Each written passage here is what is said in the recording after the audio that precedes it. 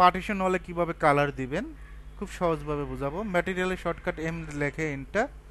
এখান থেকে আমরা যে কাজটা করতে হবে, ভিরে এমটিএল অবশ্যই ক্লিক করতে হবে।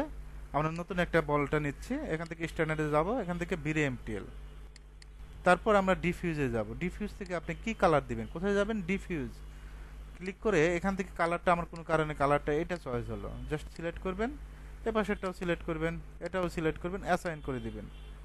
অ্যাসাইন করে দেওয়ার পর এখানে ডাবল অলটা আছে, ডিলিট করে দিবেন একটা।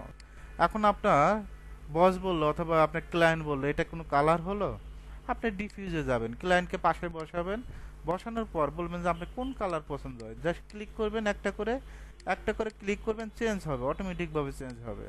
এখন ক্লায়েন্টকে যদি আপনি যে কোনো, আমার কাছে একটা পিকচার আছে সাপোজ, আমি পিকচার থেকে কি কালার তৈরি করে দিতে পারবো? অবশ্যই পিকচার যে কালারটা আছে দেখে দেখে এইভাবে কালার চেঞ্জ করবেন। খুব কঠিন মনে হচ্ছে কাজগুলো, জাস্ট এক ক্লিকে কালারটা চেঞ্জ করতে পারবেন। এখন কোনো কারণে আপনি ক্লায়েন্ট এই ধরনের একটা কালার চয়েস করলে যে এই ধরনের কালারটা, ওকে অসুবিধা নেই। আমি যদি এই কালারটা এই ওয়ালে দিতে চাই, জাস্ট অ্যাসাইনে ক্লিক করব, কালারটা চেঞ্জ হয়ে গেছে। এখন যদি এটাই দিতে চাই, একাধিক সিলেক্ট করার জন্য কন্ট্রোল ধরবেন, অ্যাসাইন।